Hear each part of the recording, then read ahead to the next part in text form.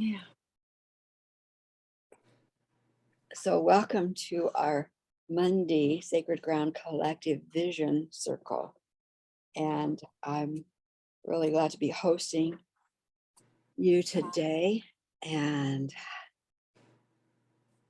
rocking and rolling everywhere in the world. But right now I don't feel rocky and rolly. I feel pretty balanced and calm. So as we gather on the sacred ground of sovereignty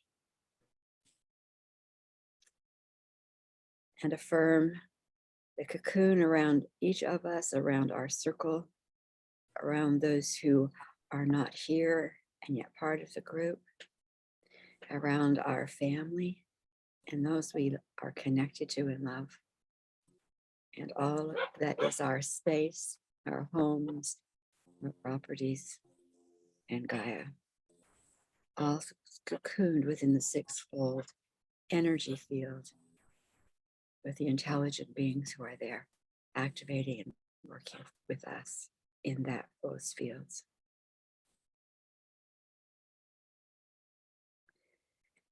We gather on the sacred triad of the divine feminine, Gaia, our roots with one another in her space, our stewardship with her to be a well steward, stewarding her well. Standing with the Sophia Collective in this time of choice as well as deceptions, as well as clarity. Grateful for the Sophia Collective and listening to grace to open our hearts appropriately and in the right way, knowing that we are rooted, we have authority voice within us, and our heart opens into the world in safety and by choice and design. So we stand here this first gathering day of the new year, 2023, knowing that there has been great shifts and changes in energy and energy forms and pulsations and vibrations. And that we can let go of all that has been brought to the end of 2022.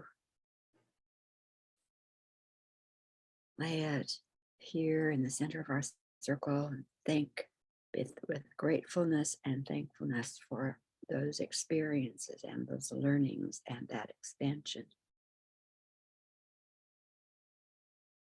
Turning and letting life bring to us what life knows is our highest and best experience of joy and meaning and unity and love. So we're grateful for all who have walked with us, those in the seen and the unseen. We know that we have many opportunities still ahead. We're grateful for that guidance and the support. Our circle is set, activated, and so it is.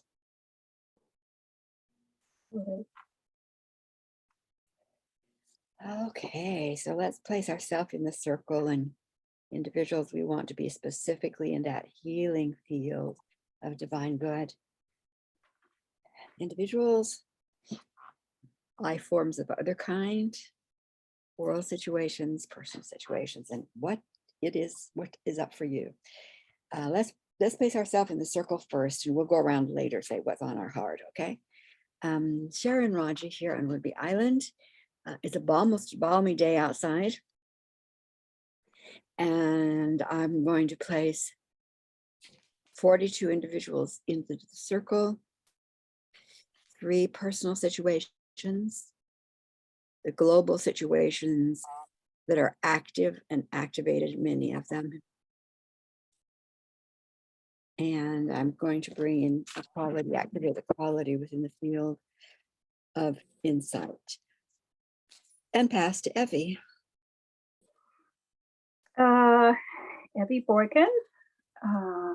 the beautiful island of Anacortes. And I'd like to bring 5 people from my personal family into the circle. All the current hotspots globally. And I'd like to, given the rapid extinction of the animal species, I'd like to bring the entire animal kingdom into the circle. And the quality I bring in is gentleness. And I pass to Sue.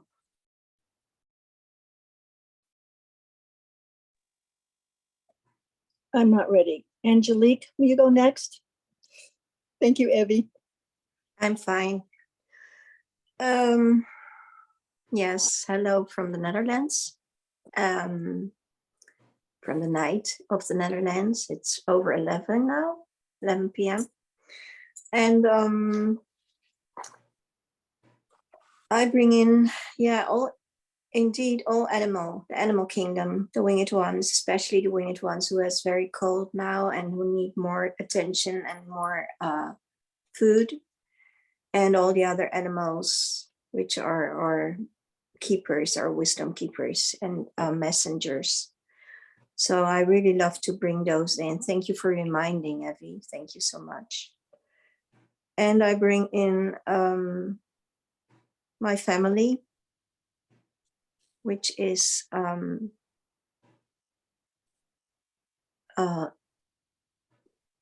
my son with the family and my daughter with the family. Robert, my dear Robert, Milan with his friend. So those are 10, 11, let's say 12 people. And praying for a good, safe journey for Milan, who is on its way to Curacao today. And he still is in the plane, so we put him in the circle for safety and safe trip. And my quality is for today, the word is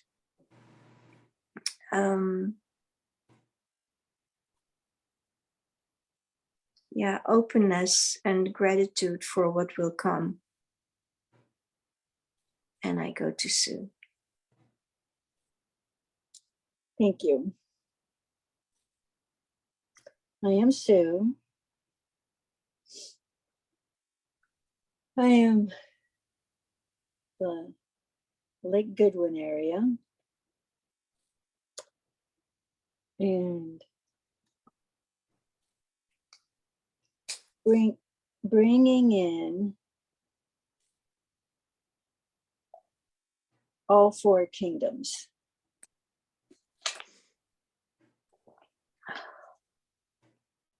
Healing for those who need it, and the gifts from each kingdom.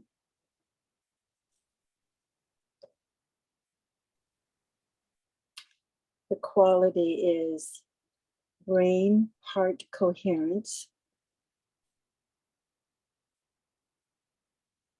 and 25 people into the circle for healing. And I think that's complete for this round. Back to you, Sharon. Okay, so the qualities we're activating within the circle is our insight, gentleness, openness, gratitude, and a brain-heart coherence. And as those songs sing to us and through us as we sit in circle today. So I wanted to at least open the floor for the opportunity. We don't do this too often in our circles. Is to sit in what's on your heart, what's on your mind. Kind kind of here as we come to the close of the year, often that's where we have traditionally gone, what has gone before and what's the earth's world been like for you and the year been like for you. It doesn't have to be that extensive, but maybe there's just something even just in the last few days that been brought up for you.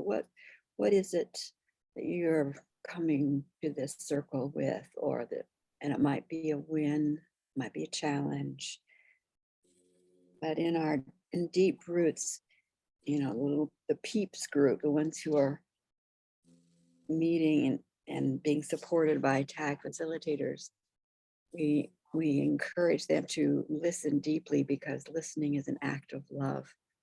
Right, Evie? Listening is an act of love. So I just wanted to open up the space. You can say whatever you want to say. We're listening. Maybe what somebody else says, we might, stay in this place a little bit. That's, I love how you brought up listening as an act of love, because so often what people refer to as listening ends up with frustration and people's inability to communicate. So as an example, just this morning,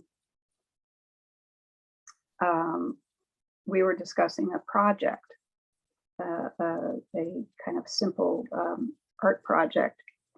And it was as if we were speaking in two languages, because each one of us thought we were going to be clear, and it wasn't being understood. And what happens, and I realize this is such a big picture too, is that when you don't either feel heard or understood, then it's hard to keep the frustration down. And when frustration rises, tenseness rises. And in the world at large, that tension and frustration manifests in violence. And it's about a lack of appropriate communication skills. And none of us were taught how to do that. Not only not how to listen, but how to speak and how to hold ourselves in check with loving patience, so that when we're not being understood, not to let the body go into that rising escalation of energy. And when people are trying to make decisions, serious decisions in that space, then not only do you not get to any place of compromise or agreement, but you just create othering and demonization of people. So I think about my biggest wish for the year is how can we all be responsible for our own communication, appropriate, and spread those abilities out so that we can truly listen as an act of love.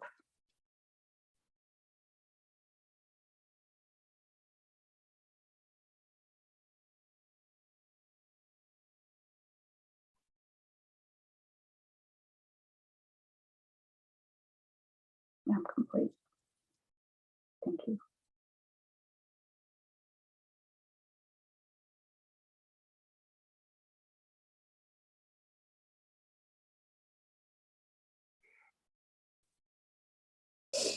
I've been reflecting because my car accident was January 9th.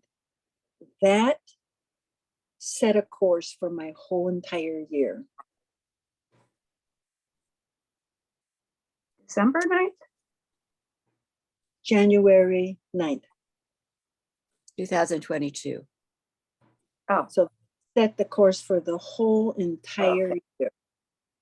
And I wasn't surviving, but I didn't know what I was. So it's transition from surviving, and I'm going to thriving.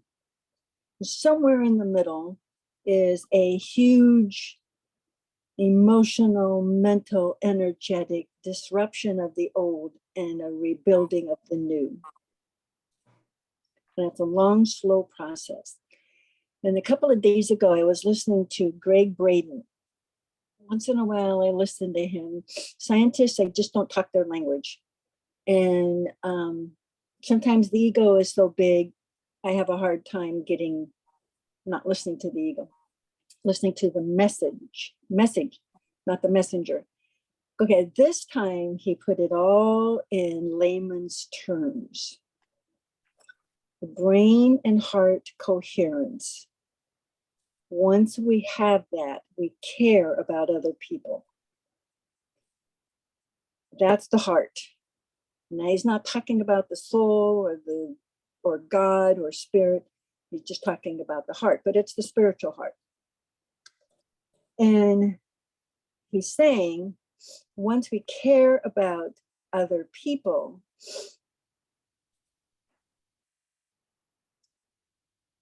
and it expands, then humanity's going to care.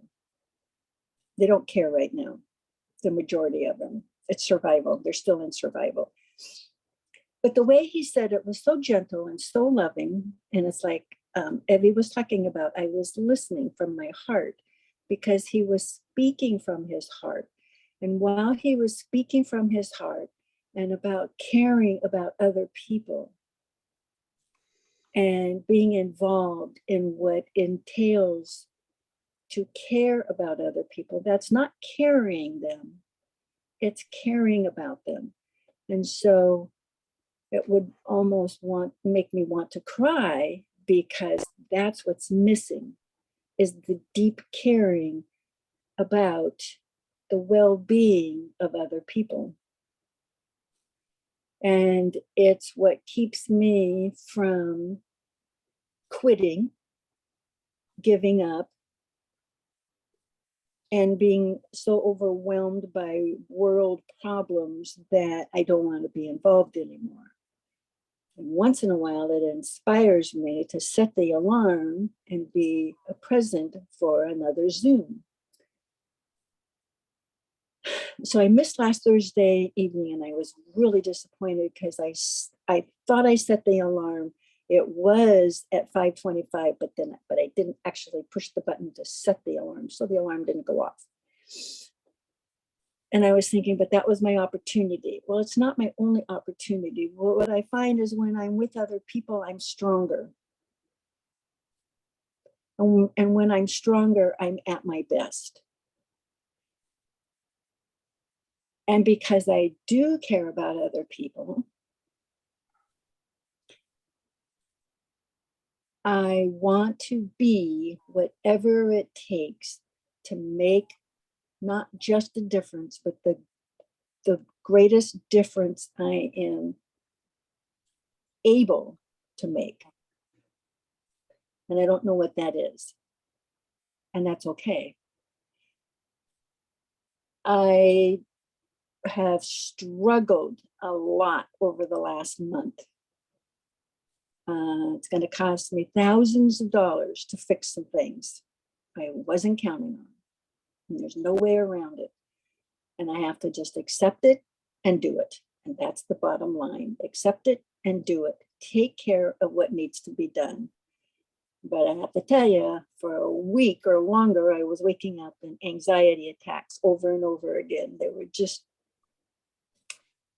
so strong. So I'm working through it. Accept it and just do what needs to be done. I have the money. It terrifies me to spend so much in 1 year. So that's where a lot of people are. It's in fear. It's in the fear makes anger. And the anger can go to resentments, and it just keeps going. And I want to do my part to dissolve the hate and the frustration and the not caring about other people. So if brain and heart coherence is solution to our low consciousness of survival of the fittest and to hell with the rest of us, and brings the consciousness up to caring about other people, that's where I want to put my focus. This year, my whole intention is for me to thrive and for me to live in solution and bring the consciousness of solution to others. And that's what's on my mind and heart.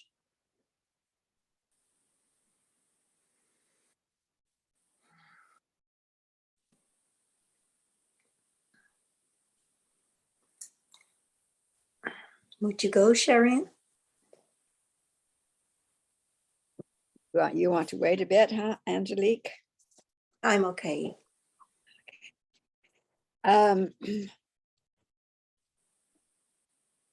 What's on my mind right now and heart is, I have a fairly large family. I have 8 living children and great grandchild, and I think about 6 grandchildren, and some in-laws and some friends of partners. And we have, for the last maybe 2 years, I made the choice to not do big group things, but to do more one-on-one time sharing. It's been really great. It's given us a chance to really be with one-on-one, know what they're talking about, rather than in a group, you kind of visit, but you don't visit deeply. So it's been really good. And as you may know, about just before Christmas,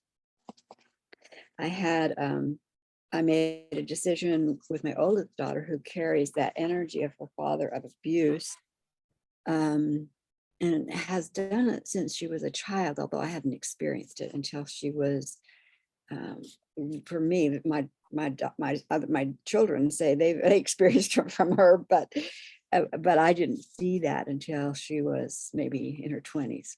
And then I experienced it ongoingly, off and on since then. And the kind of abuse that is typical in what would be called a pathological relationship, where you think you're having a conversation, you think you're sharing, and all of a sudden, quick as that, the person whirls and not just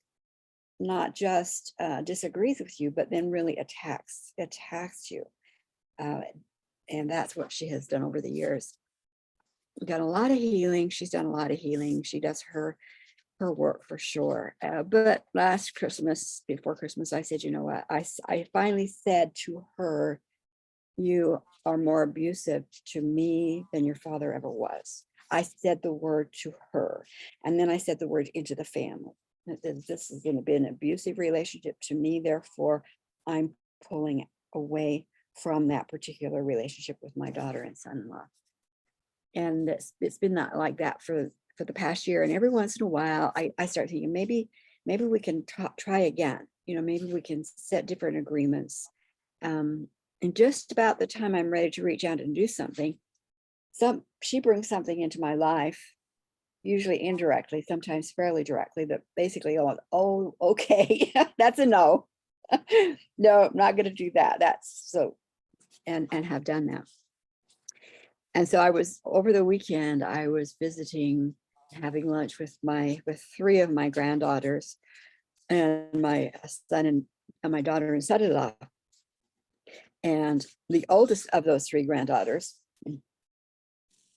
had been in, and my older daughter is in communication with various of the family members, because she hasn't been that to them. They interact with her. That's fine. That's their relationship. The ones who she's had that abusive with are out of her circle too. So, but nobody, and the agreement is that's not anything to be talked about. If I need to talk to her and air my stuff, I air it with her, and the same with everybody else. And so there's no, for me, there's no third party gossipy talk. If I need to talk with somebody, I do it directly. So this one granddaughter is a little edgy sometimes. And so we're sitting in the restaurant, and the younger of the three daughters is now in a relationship, and she has her new partner there, and Julia. And so my older granddaughter says to the younger granddaughter, have you told her about the family?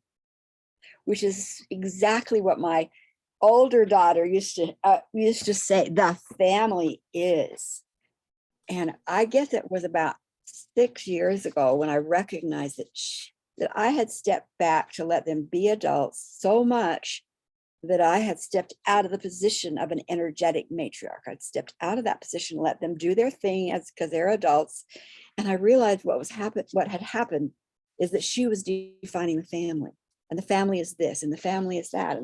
And everybody's going like, what? And yet she's defining the family, you see, and in her with her brain process, which is so great.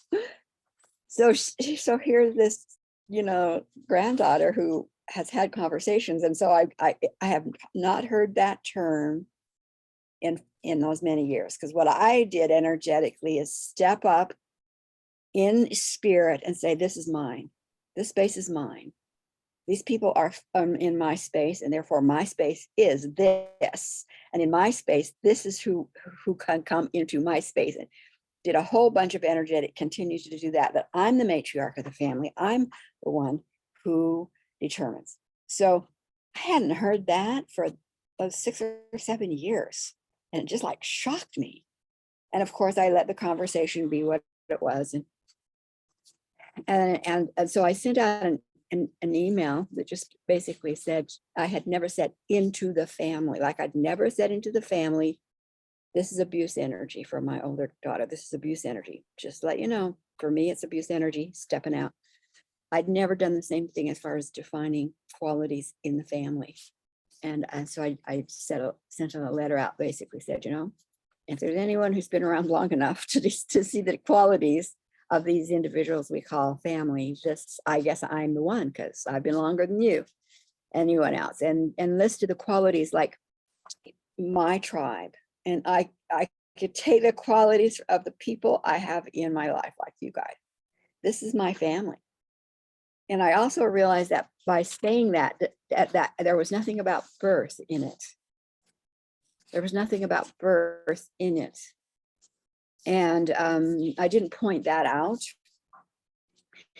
because we're birthed into who we're birthed in to set it up for what it is the challenges usually, and support too sometimes. And then as we go along, our family, my community comes in because of the qualities I hold. So that's been really interesting. Just an interesting, like there, anchor that, and I've had to do a lot of just deep six, because I don't know, it rolls something inside me. Like, well, what about? And it's like, just let it go. Deep six, whatever's going on, soul integration, whatever. So, letting go and then observing what life can really bring to us when we keep getting clearer on that same like focus, the clarity and that mind-heart connection. The work that was done probably in the mid 80s by a woman in the Bodego Bay, California, when she took brain balance exercises, not the one we use, but eye exercises that she'd put together from various places. They don't exist anymore because she passed away shortly after she'd finished this. But she went into the prisons in Bodego Bay, a juvenile prison in Bodego Bay, sponsored by United Way, to do a year-long process of those exercises for those who wanted to participate. And these were not minor criminals. These were major criminals, murders even. And as their brain made connections, their empathy, their consciousness, their remorse, all those things came on board. And that whole neurological, that vagus nerve that goes from back right down to the sacrum, branches out, connects brain, connects everything, including heart, on a physiological. So that's kind of what's whirling for me. Thank you. And I'm complete.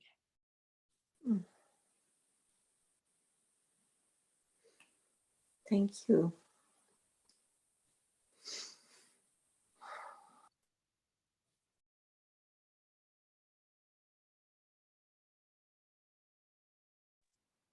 I think our families are really, really important because they push our buttons. And there's If there's we the- didn't have people pushing our buttons, we wouldn't push ourselves to figure out how to be different. We can't save humanity because humanity has responsibility, but we can send out and be examples. We deep six.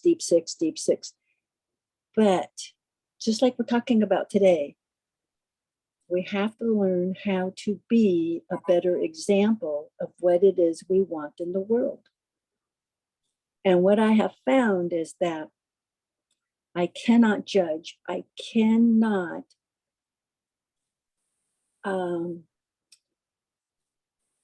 rarely can I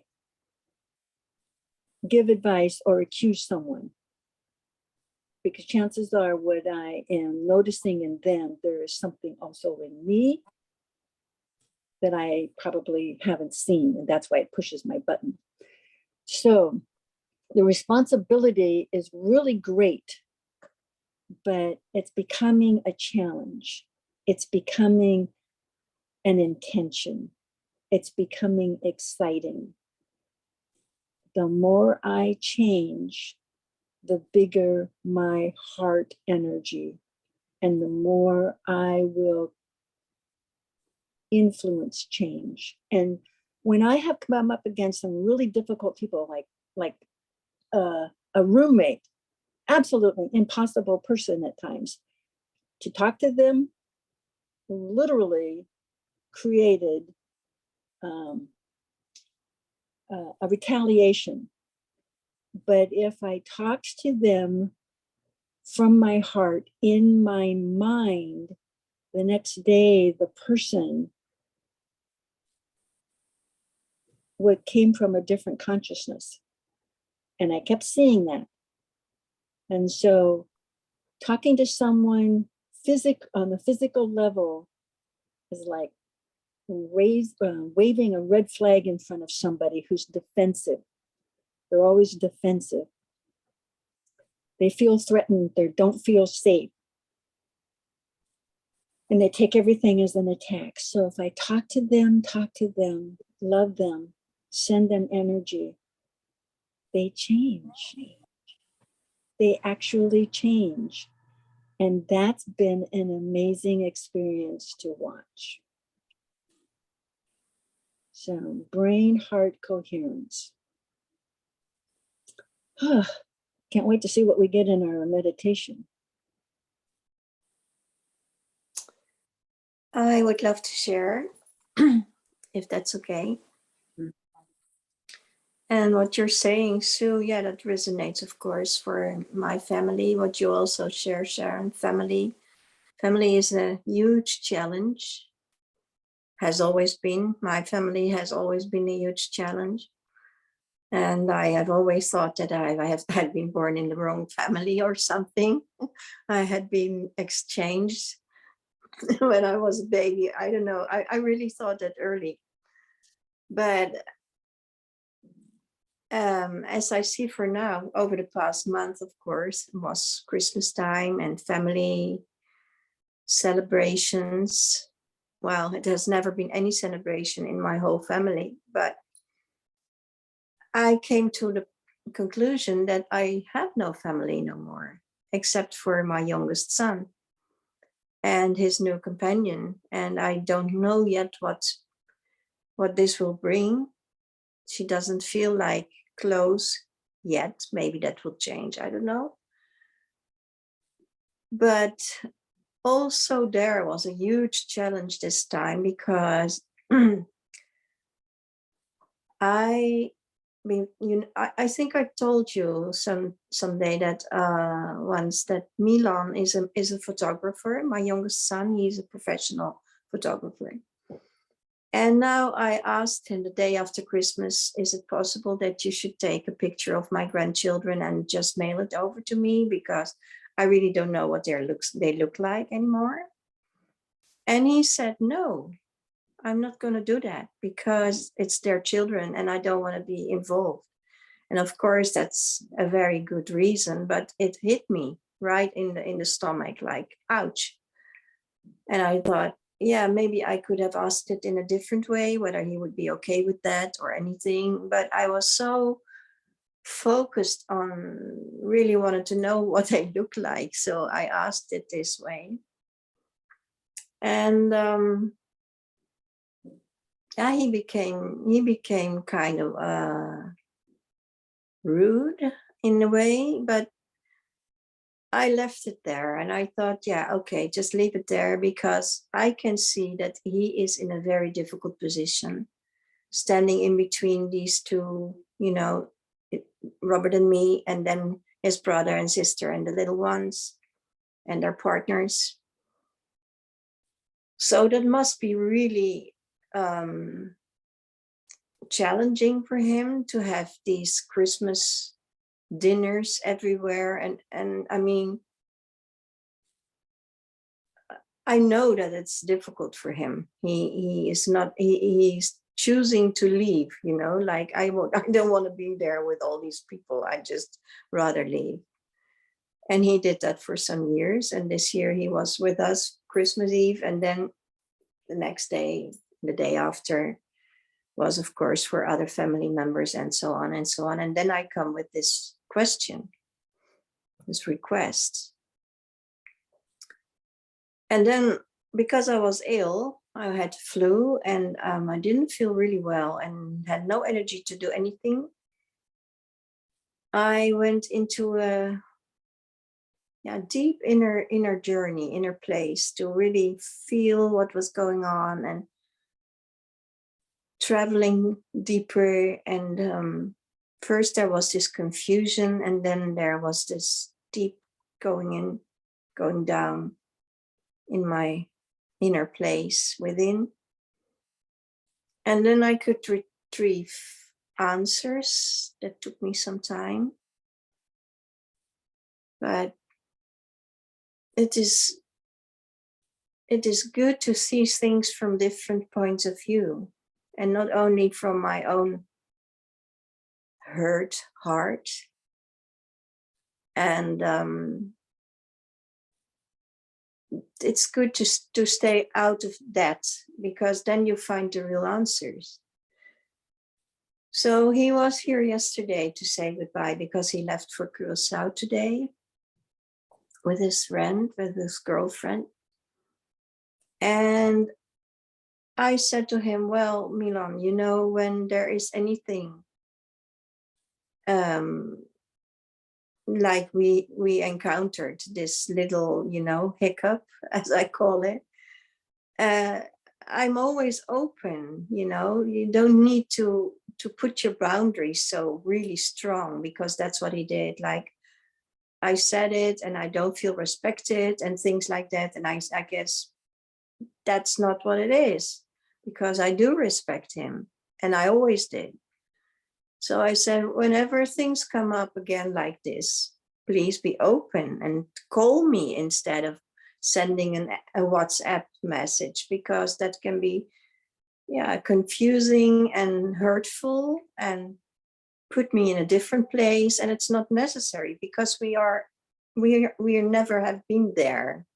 we can always open communicate. And then I also said to him, yeah, I understand that these days must be really challenging for you and really difficult. And he said, yes, that's so. So then also just by sharing that he agreed with that I felt I don't have to be scared that I'm losing him. I really don't. It's more like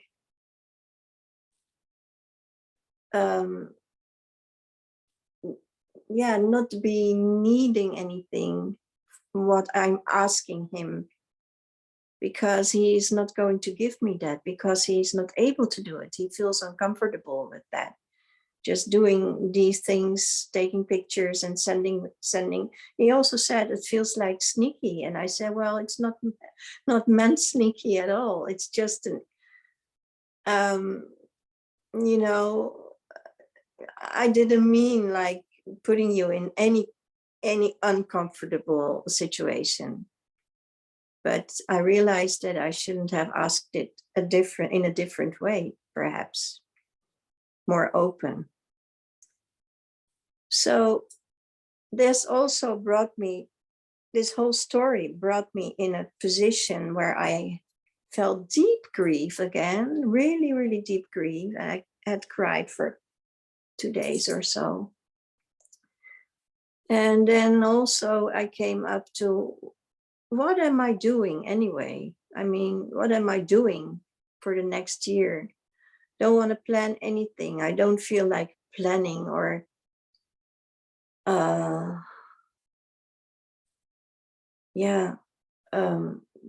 like workshops or events or whatever these are, or circles.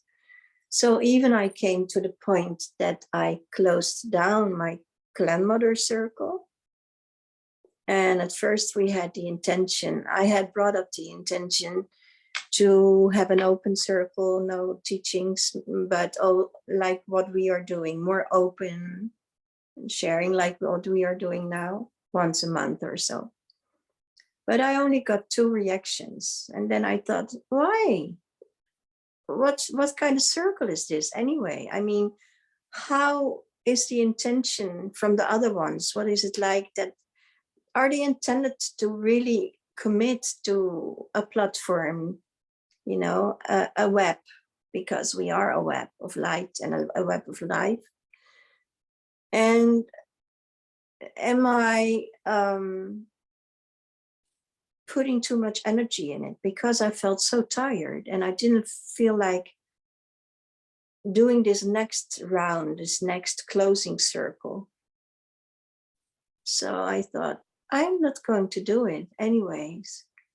And I offered them the idea to put their own, to make their own inner journey, because they have everything, they received everything, all knowledge and all teachings. And I think, yeah, it will be wonderful if anybody is up to it and feels like it or is resonating there, that they can do it on their own. Why should I guide things when I don't feel like guiding? And it felt as a relief, really, it felt as a relief. So, and then I also wrote a letter to the center, which requested me, well, they requested things like that a couple of times this past year, to step aside, to give somebody else room to expose in the period that we had planned to do an exposition. And I said, okay, let me think about it. And also the day before yesterday, I wrote them a letter and I said, no, I'm not going to do it. And I make the choice that I really don't want to expose anymore at all, because I don't feel like it anymore. The energy is leaking out. And also that felt as a relief. So all these bags with, you know, things which were on my back, those backpacks, I left behind. And that feels good, because now there is more openness and there is more space to receive what will be necessary or needed for not only me, but for the whole and for the service of Mother Earth. And I also felt exactly today that I don't need to bring these things into the world because I'm loved anyway. It's not that she would love me more or less when I don't, you know. So that was a real good thing to feel as well. So I have been journeying a little while over the past weeks and have had the deep journeys and answers and no answers. And that's good. Having no answers, I don't need to know anything. I just don't know. And that's a different place. I feel open, but I also feel curious and a little awkward in my belly, like, oops, what's gonna happen? I don't know, but I'm okay. So that's where I am. Thank you. It sounds like we have all been part of systems, family, close systems. Mm. And I think sometimes we know the role we play, and sometimes we don't know the role we play. And other members have their own roles too. And when we do something different than what they expect from the role, it can blow up or it can be good. And we don't know what the effect is going to be until we do that. It's like being in a play where you don't know what the play is about, and yet there are these defined roles in it. I think about my biological family, and yeah, Sharon, I think so many of us have defined our family to be so heart connected to the ones that have those qualities that we can exchange back and forth. It doesn't diminish the love I feel, but how much time I want to be around. But I think just for me, trying to understand what I think my role is and what I think they're interpreting my role is, give me some insight into maybe doing things a little differently. Because we can only take the responsibility for changing what we want to have in our space or not in our space. And then everybody else will make their decisions or not make their decisions, which is a decision. I have a question for you. Is this, I mean, of course, I think of my own family situation as it is right now. And there is no choice. I mean, I don't have any choice. I'm just kicked out. You know, Yeah, and there's no way that I have any entrance to find a way to connect with them again, because they won't. They will not have any, they Well, when will you- not speak or listen or anything. So I don't do anything anymore. when you sent them the gifts, Hmm? when you sent them the gifts and they were received, and I think I remember you saying that there was some positive energy around that. Yes and no, there was. And later on, there wasn't.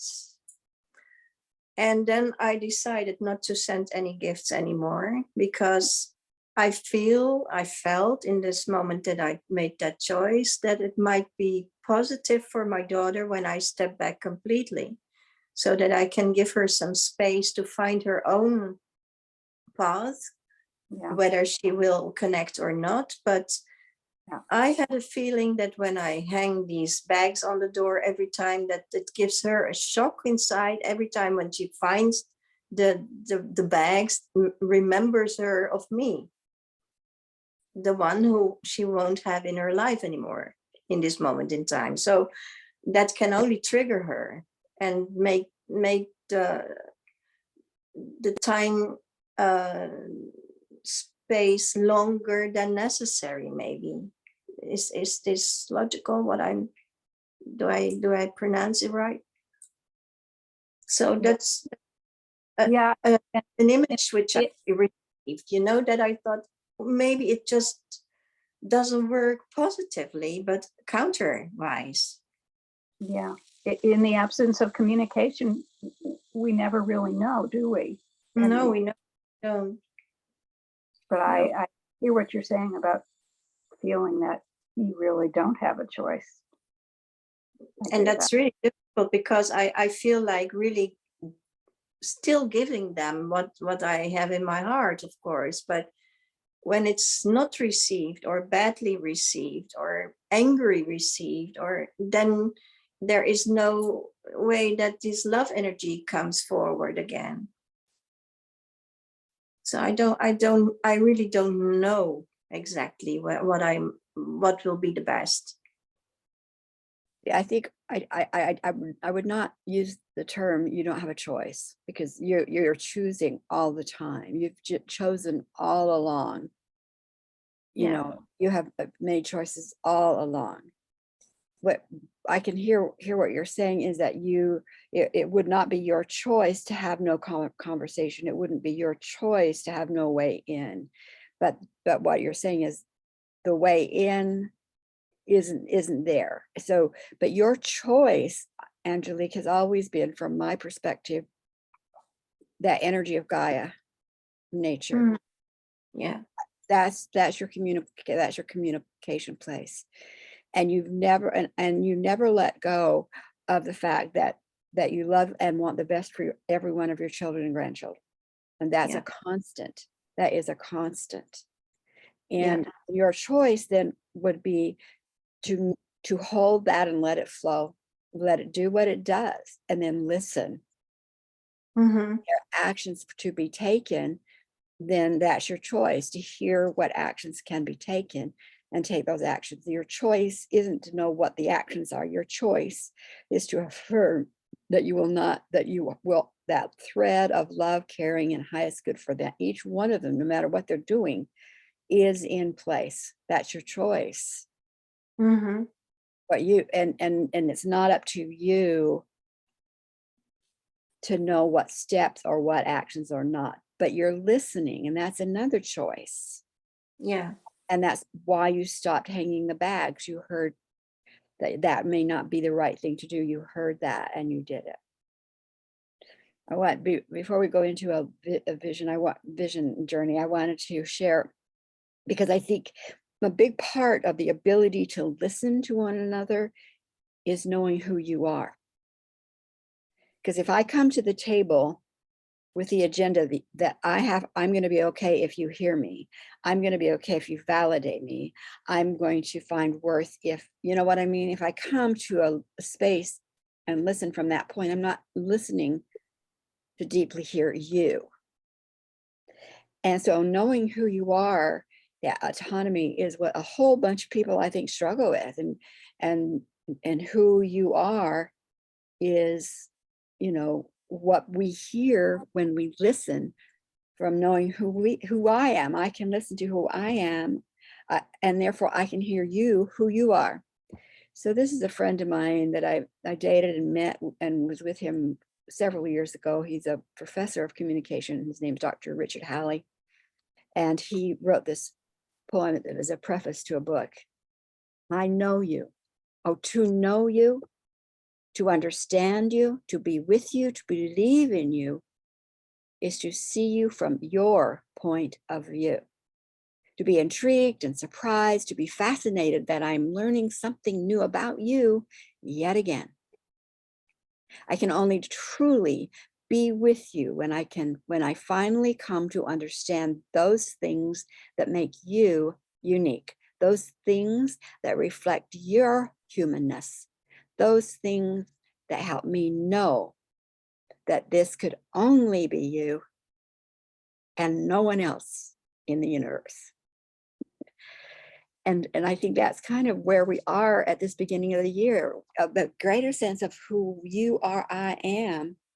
And what does that mean? We have no idea, but that's a gift. So maybe let that be the gift of after we have heard one another. What is it that the spiritual groups might want to say to each of us? So we're going to do about an 8-minute journey.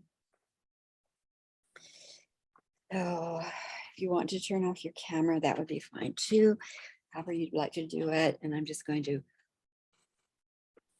do just a breathing.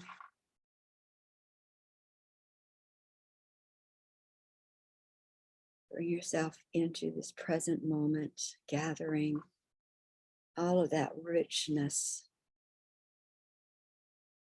that you shared about you, that you've heard. There's no greater gift than to hear from another who they are.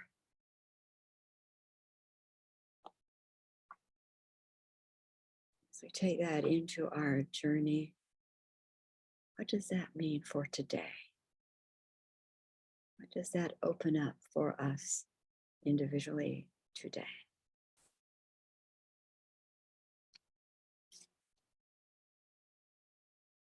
So we invite our teams, our guides to be with us. They know exactly the place for you to go to get the information and the insight, the blessings at this beginning of 2023. Be with those in the unseen. I'll call you back about 8 minutes and we'll share what we choose to share. Blessings.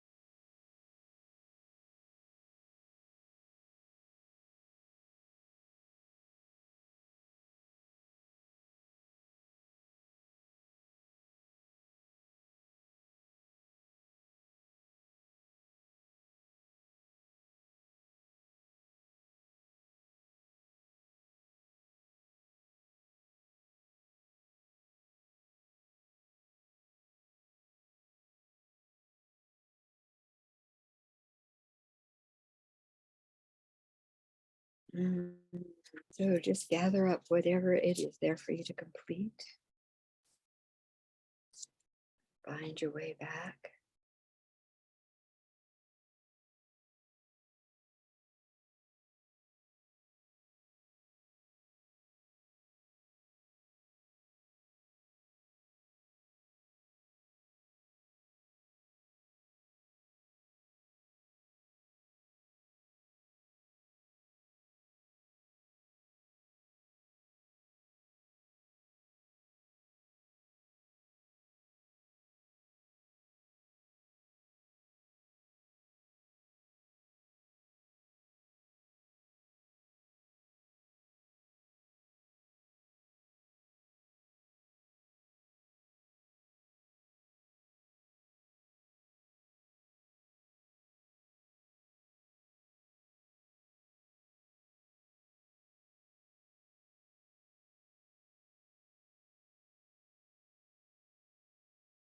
Okay.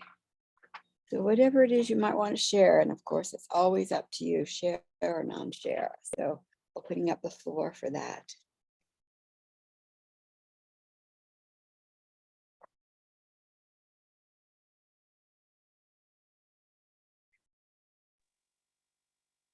You're on mute, Evie. What came to me, my message was that there is strength in vulnerability. And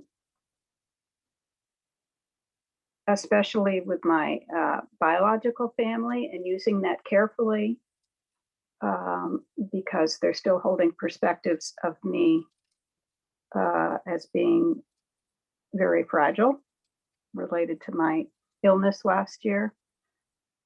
But helping to show that as a model for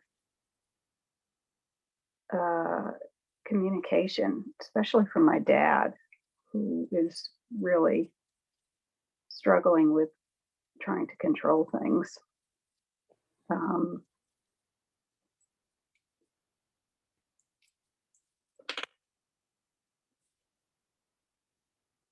Vulnerability can be a gift, and at the same time maintaining boundaries around that. So that's what came to me. Thank you.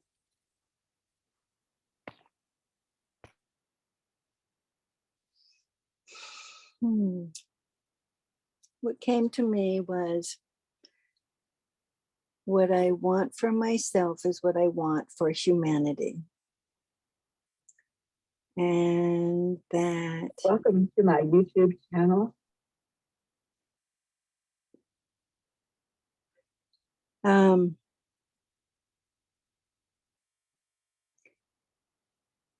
for me to be in a state of thriving, I need to do the things that feed my heart and soul, and be around the people who feed my heart and soul, because that gives me the energy I need to be around the people who push my buttons and challenge me. And I think that's life. Feed my heart and soul, be the best I can be, and go out in the world and be that which I want for others.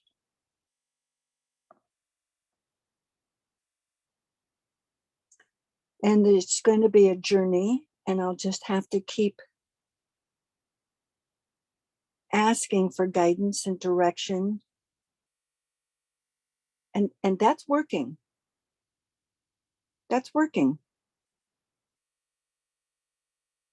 So my daughter-in-law at the dining room table brought up a political issue, and everyone left the table but 3 of us, because I responded. I don't remember exactly what she said. I don't remember what I said. And then she retaliated. See, that's the point. She'll put it out there, and then she attacks in a way. And it may not be me personally, but it's against whatever it is I'm saying, because she's right. And so the three of us, which is her dad, they think the same, and me. Everybody else left.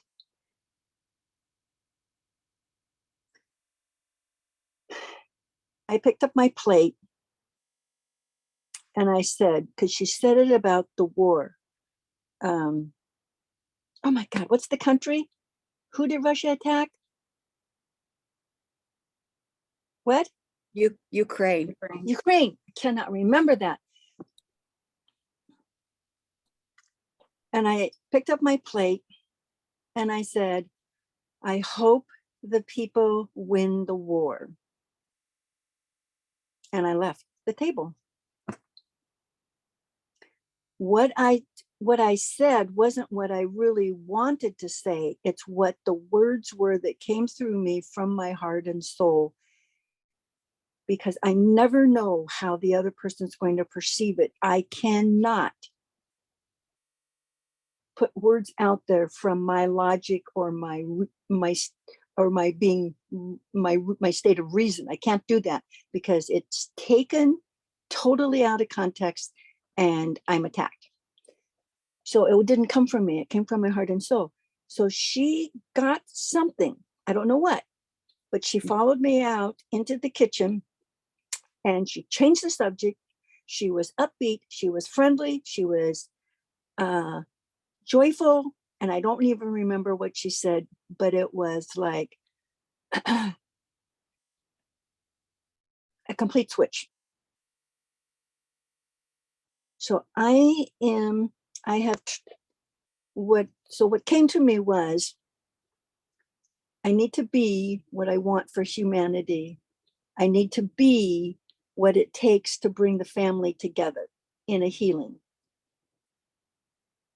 And I can't do it. Spirit has to do it through me. And I'm okay with that. And I'm complete.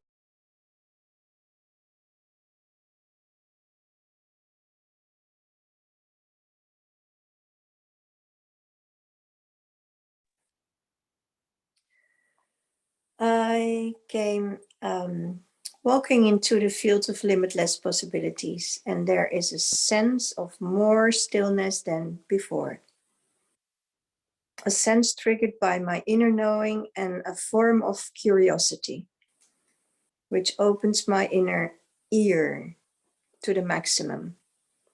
Listening with all senses, hearing the inner waves of the blood streaming and traveling through a portal of blue rays of light into an endless, weightless state of being.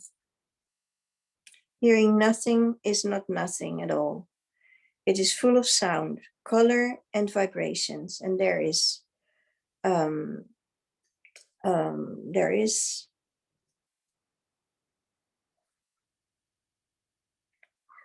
calm, and also the limitless possibilities of understanding in deep levels of wisdom and knowledge. That's what came. Thank you.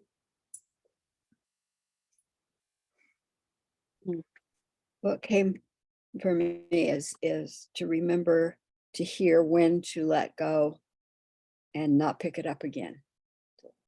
And knowing that when you let go, for example, letting go in the family situation here, you don't let go so that they drop into hell, for example.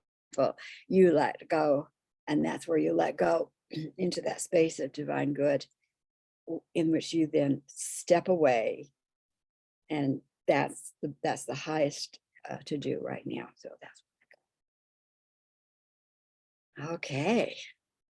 Wow, I loved listening to all of you. That was good. And we've got the healings on Thursday mornings. We have the laser on Thursday evenings. I've added a really deep, we're going to be doing dialogue, soul integration type stuff on those major places in the world. And that's going to be on Wednesday evening, probably late for you, Angelique, 3:30 to 5.